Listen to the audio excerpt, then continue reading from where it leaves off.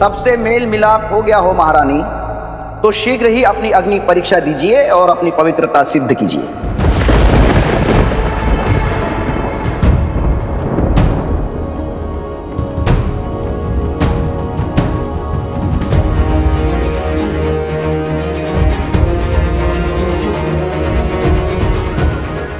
कौन सी अग्नि परीक्षा चाहते हैं आप भद्र? स्पष्ट कीजिए, क्योंकि स्त्रियों की परीक्षा तो उनके जन्म से ही आरंभ हो जाती है। उन्हें पुत्री बनकर भी परीक्षा देनी पड़ती है। कुल पुरुषों के नाम से जाना जाता है, पर उसका नाम, मान और मर्यादा की रक्षा एक स्त्री को ही करनी पड़ती है। उसकी एक भूल, एक अपराध पूरे कुल पर कलंक बन जाती है।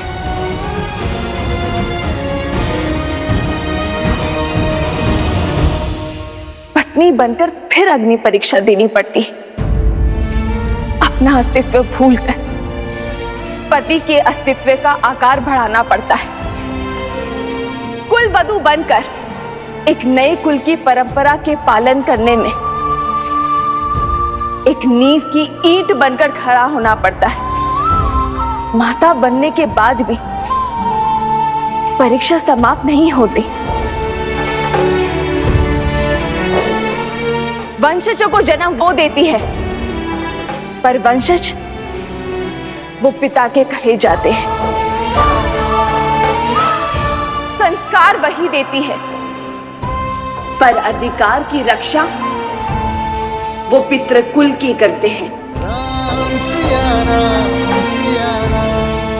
परंतु क्यों हर बार परीक्षा सिद्ध करने का ये दंड, पवित्रता सिद्ध करने का ये कर्तव्य रूपी हलाहल स्त्री को ही पीना पड़ता है? ये सब स्त्री का ही दायित्व क्यों है?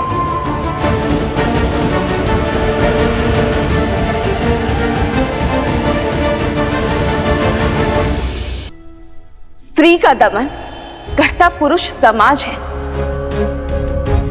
पर वास्तविकता में इसका कारण, इसका मूल स्वयं स्त्री ही होती है।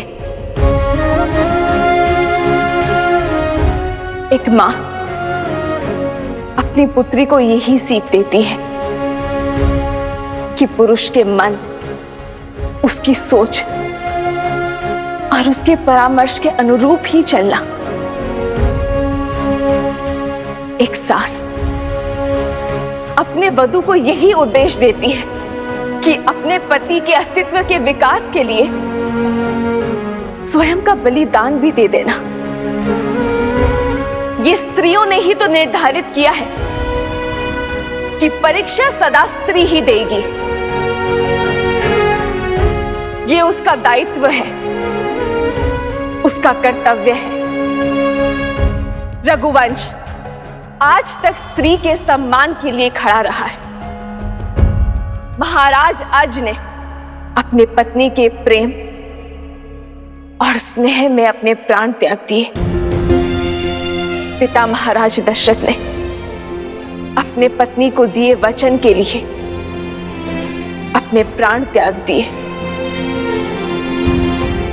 श्री राम ने स्त्री के माता रूप के लिए महल त्याग कर वनवास भोगा। फिर स्त्री के पत्नी रूप के लिए दशानन से युद्ध छेड़ा, और फिर उसी स्त्री के लिए महलों में रहकर भी वियोग का दंश सहा। इसीलिए आज रघुकुल की ये स्त्री, मैं सीता, स्त्रियों के मान के लिए अपना एक पग आगे बढ़ाऊंगी, एक नया उदाहरण स्थापित करूंगी। आज अग्नि परीक्षा का ये अंतिम दंश सहकर मैं बड़े ही सुख के साथ सदा सदा के लिए उस सिंहासन पर बैठ सकती हूं। अपने पर, अपने पुत्रों पर लगे हर कलंक को मिटा सकती हूं, किंतु मैं ऐसा नहीं करूंगी। मैं ये अग्नि परीक्षा स्वीकार नहीं करूंगी।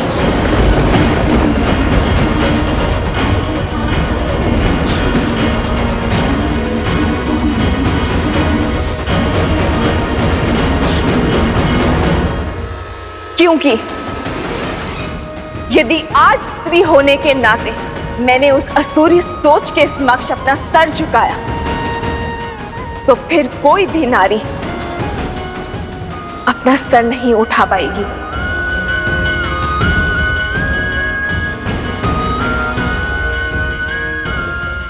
आज यदि मैंने ये अग्नि परीक्षा दी, तो मैं संसार भर की स्त्रियों का पथ दुर्बल कर दूंगी। आज मैंने यदि इस परीक्षा को सहमति दी, तो मैं नारियों के लिए वो खाई खोद दूंगी जिसमें उसके मान, सम्मान, व्यक्तित्व, अस्तित्व को फेंका जाएगा।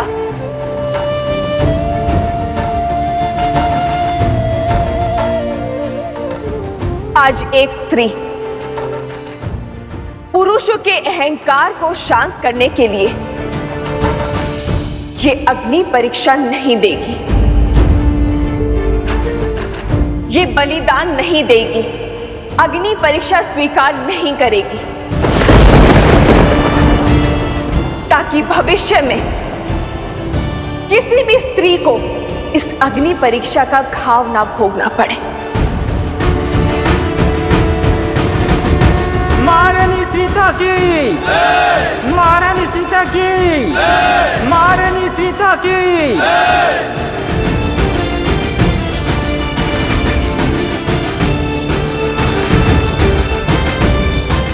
आज जो मैंने निर्णय लिया है, वो ना एक महारानी होने के नाते लिया है, ना पत्नी और ना ही माता होने के नाते। मैंने ये निर्णय केवल एक स्त्री होने के नाते लिया है।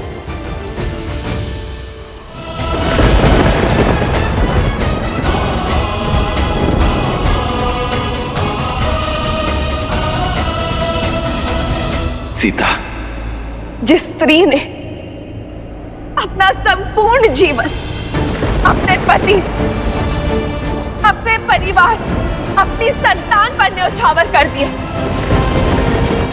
अपने को नहीं, अपने परिवार पर, अपनों पर समर्पित कर दिया,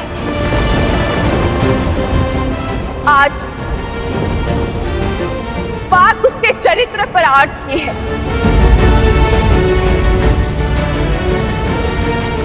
समाज उसके पतिव्रत की परीक्षा चाहता है। तो नहीं रहना मुझे ऐसे समाज, ऐसे संसार में।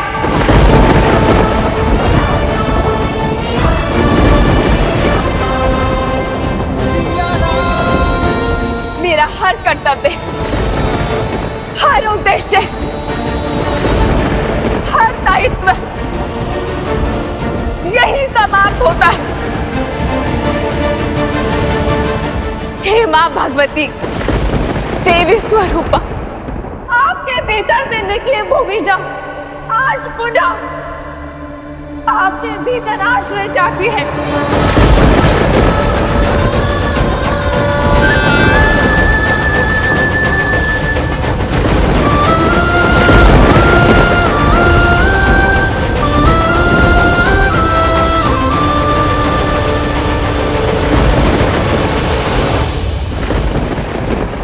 ये कैसा अनर्थ है महादेव? ये कैसे संभव हो सकता है? क्या सिया राम को फिर से वियोग सहना होगा? सिया राम इस धरती पर साक्षात लक्ष्मी और नारायण का अवतार है। जिस प्रकार इस पृथ्वी लोक पर एक होने के लिए इन दोनों को वैकुंठ लोक में एक दूसरे से पृथक होना पड़ा था, उसी प्रकार आने वाले मिलन की वेला के आलिंगन के लिए इन दोनों को पुनः एक दूसरे से पृथक होना होगा, वियोग का दंश सहना होगा, नियति के इस खेल के समक्ष नतमस्तक होना होगा। अर्थात राम बिना रोके, बिना टोके अपनी सिया से पृथक होना स्वीकार लेंगे, मिलन का प्रयास तक नहीं करेंगे।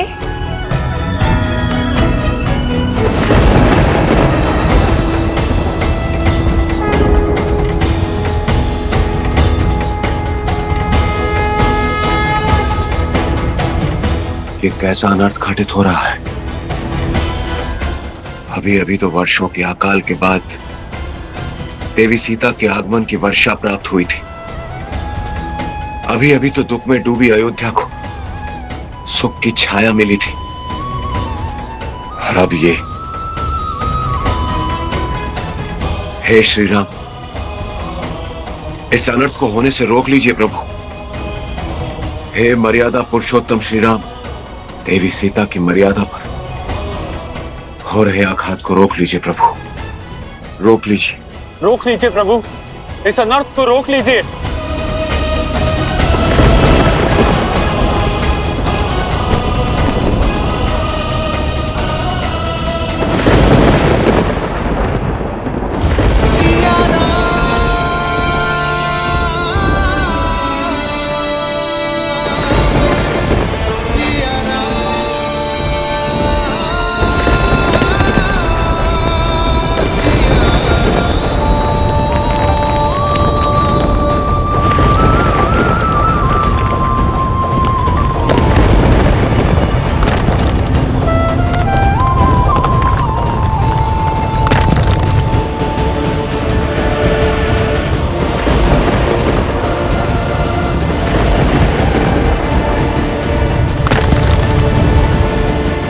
नहीं सीता,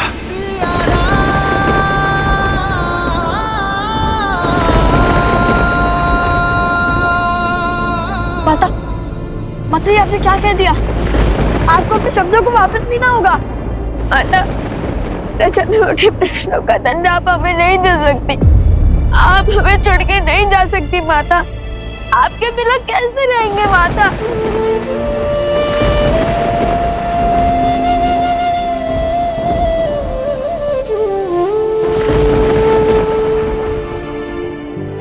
पुत्रो, मुझे तुम्हें जो शिक्षा देनी थी वो मैं दे चुकी। तुमने मेरे प्रति अपना धर्म तो निभाया, किंतु अब समय है अपने पिता और राजा राम के प्रति अपना धर्म निभाने का। अयोध्यापति के जीवन के हर संकट को हरने का। पुत्रों, सदा अपने पिता के सुख का कारण बना।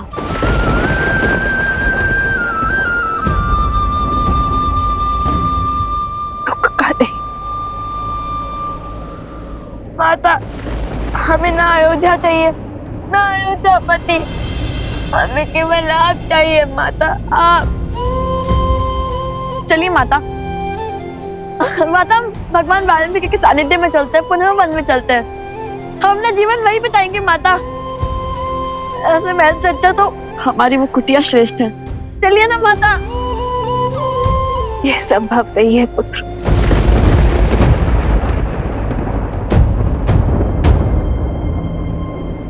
और जीवन का सार तो यही है ना, चाहे कितने भी कष्ट आ जाए, कर्तव्य का त्याग नहीं किया जाता। ना मैंने किया, ना तुम्हारे पिता ने किया, ना रघुकुल ने, और तुम भी नहीं करोगे।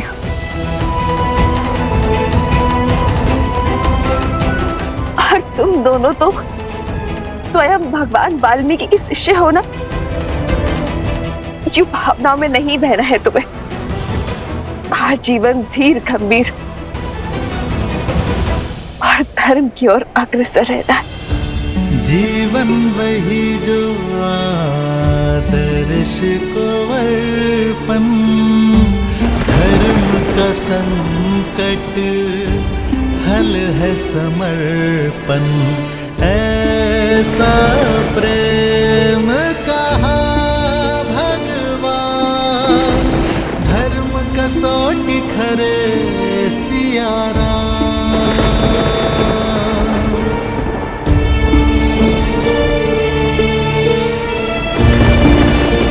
जाने से पूर्व इतना स्पष्ट करना चाहती हूं कि जैसे सूर्य की किरणों को सौगंध नहीं खानी पड़ती कि वो कहां से उपजे, वैसे ही सिया राम के प्रेम से इस धरती पर जन्मे लव कुश को किसी के साक्ष्य की आवश्यकता नहीं है कि उनके रगों में बहता लहू रघुवंशी है।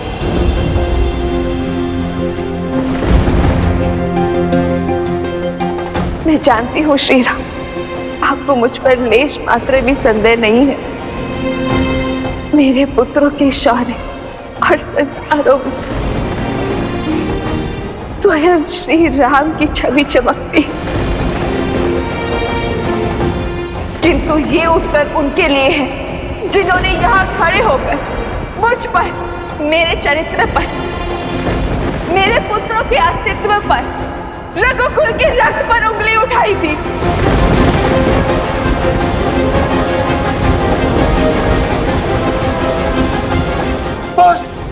आज नहीं छोड़ूंगा तुझे। बहुत आने के। अरे रुको रुको, कितने मूर्ख हो तुम सब। पुरुषों से भरी इस सभा में एक स्त्री हम पुरुषों को ही अपमानित किए जा रही है और तुम सब उसको साथ दे रहे हो।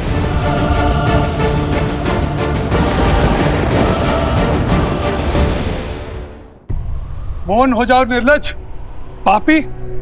तुम्हारे कारण आज हमारी महारानी हमें छोड़कर जाने को सज्ज हैं। तुम्हारे कारण आज अयोध्या दुख के बादलों में घिर गई और तुम अब भी हमारे हृदय में विष खोल रहे हो। विषैला सर्प यदि घातक हो जाए तो उसका सर कुचलना ही नीति है। तुम विषधरों का फन भी कुचलेगी आज ये अयोध्या। ये क्या बोल रहा है ये सब? कोई समझाइए इसे। अरे समझने की आवश्यकता तो तुम्हें है। हम सब की मति तुमने ही प्रश्न की थी, किंतु अब हमारी सुध लौट आई है। माता सीता पवित्रता की जीती जागती मूर्त है। देखा नहीं तुमने, उनकी एक आह्वान से धरती भी फट गई। अरे सुना नहीं तुमने, उनकी एक पुकार से भूमि पृथक हो गई। अरे ये सब ढोंग है, ढोंग माया है, छलावा है ये। अरे छलावा तुम हो छलावा। सीता देवी सतीत्व की परिभाषा है। उनके जैसी पावन नारी और कोई नहीं है। तुम्हारे कारण हमारे मन में संशय आया, हमने उनकी पवित्रता पे प्रश्न उठाया।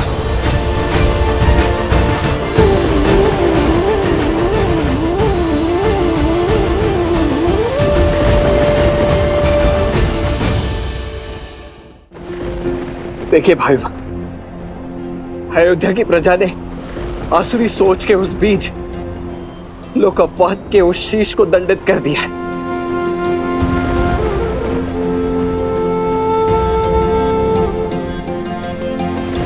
अब आपको ना स्वयं को दंड देने की आवश्यकता है और ना ही ये अग्नि परीक्षा। मैं आपसे विनती करता हूं, आपके समक्ष हाथ जोड़ता हूं भाई, अपना निर्णय बदल दीजिए।